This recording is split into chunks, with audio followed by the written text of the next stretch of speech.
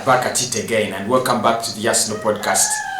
This is the Arsenal Transfer Show, where we talk about all players and all moves linked from Arsenal and to Arsenal. So the January transfer window is coming up. That is, I think, where action will come back in the in switching players. But let us look at what is transpiring in the transfer rumors around Arsenal, because for them, they never seem to end. Transfer rumors never seem to end. Actually, they are fueling up even higher with the transfer window done than before, when the transfer window was actually on. We are linked with a couple of players. How many are they? 2 today, 3, and a crazy deal, a crazy swap deal that we could actually see happen in the remaining days of the transfer window, because I think we are left with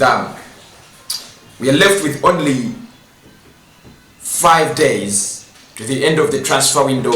Officially, there will be no selling players after the 16th within England and with or across borders. I would have said without. Anyway, starting with who is linked with us today. We are linked with a swap deal for Buendia and William Saliba. Now remember, we wanted to do a swap deal. We wanted to do a swap deal between William Saliba and Serbian Rama, but it seems that deal just didn't happen because West Ham agreed a deal with Brentford to take the man himself, Ben Rama, to West Ham. Now that means Arsenal can only sign the man Buendia as the creative midfielder with the within the short time of period left, and it must be, or it could be, a swap deal, because Mikel Arteta says William Saliba needs this kind of time, needs this kind of attention to get to cope up with the Premier League, and he says he must get this kind of experience on a loan deal. He must get this kind of experience in the Championship. So they are discussing with Pamet Saka and the loan manager at Arsenal to see how best can they help the man himself, William Saliba. Now they are saying that if William Saliba is going to go to Norwich, then we must get, in return, we must get Buendia crossover to the Emirates Stadium, which I think would be a good deal, because whether we like it or not, William Saliba is going to go. So letting him go on a free, letting him go on a loan deal, free loan deal. Why don't we just sign in Buendia, give them William Saliba on loan? I think it is a 50-50 situation. Norwich will agree to it. They want to come back in the Premier League. They know if you want to come back in the Premier League, you need quality players. Saliba is a quality player. Arsenal signed him at £26 million, £27 million.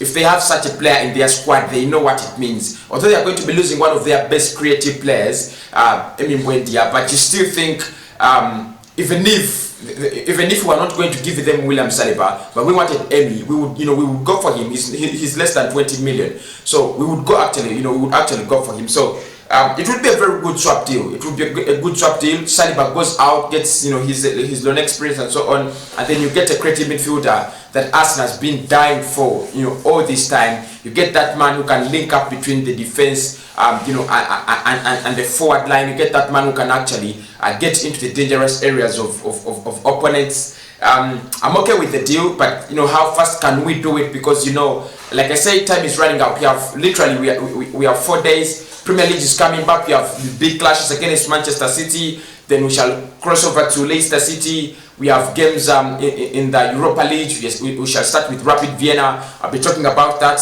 in the Europa League week. So we have so many things coming up. So if we are going to do these deals, it's better we do them right away. But like I said, I'm still very convinced that Arsenal may actually end up not signing anyone in this UK Open transfer window. Now, still moving on forward, Ozil actually is still creating and having a lot of problems at Arsenal. He just got 8 million of his loyalty bonus clause in his contract. Now, but the fact that he didn't move on in transfer window, he had to get 8 million for his loyalty, staying at the club and so on. So finally, he triggered that clause and he got 8 million. Although the club actually gets a lot of money by keeping him out of playing time, because he doesn't get these his match day bonuses and so on, playing bonuses and so on, but still he gets a lot of money, and for him it's really comfortable. Al Nassr wants him, Major League Soccer teams want him, but that could be in the January transfer window, or straight at the end of the summer when his contract runs down at Arsenal. But for now, he's still an Arsenal player, and he triggered his clause, 8 million from his bonus clause. I don't know how Stan Kroenke really feels when Mercedes is doing all these ruckus, but for me, it's quite interesting. Still moving on forward, the other two players that we are linked with, both from Portugal, and they are Sporting Lisbon players. Whenever I think about Portuguese players in the Premier League, my mind runs to Wolves, because I don't know whether they are a Portuguese academy or something, but Nuno Espirito Santo, whatever Portuguese thing is building in the Premier League, it must be really working out for him. Now, the first player we're linked with is a familiar name, Joseon Fernandez, a player we were linked with in the summer, at the beginning of the summer, last summer, and he's a 19-year-old. Many people think he's gonna be another Ronaldo, he's gonna be another Nani or something like that. Arsenal were linked. His agent is a very close agent to Arsenal authorities. Kia Jorapchin, the agent of Willian, the agent of Felipe Coutinho, and all of us thought that deal could happen courtesy of Kia Jorapchin. But however, although the player was a contract rebel, we failed to sign him for one of the reasons that our valuation was way below, because I think Lisbon were ready to listen to around 30, 35 million, 40 million offers, but Arsenal was, we were as low as 13, 15 million euros actually. So our valuation was really far apart. However, we might go back in the January transfer window to sign the same player, Joseon Fernandez. Of course, the problem with signing South American talent and players from Portugal, they have so many third parties in their deals. They have so many third parties, and that's why their deals end up being so expensive. They have so many third party deals, and that's the reason as to why you find that their deals, it's very hard to crack a deal in that Portuguese league. Their deals take so long, especially if the player comes from South America. So Joseon Fernandez, to Arsenal in the January transfer window, he's another young talent. All of us would want to see exciting talents. I know Arsenal fans right now want the mature players, because like me, I want to see mature players on that pitch. I want to see a 27-year-old Partey. I want to see a 24-year-old someone on that pitch. I care about the young talent. I care about the future generation of Arsenal. But for right now, if you're going to sign in players, let them be straight on point. January transfer window is not bad.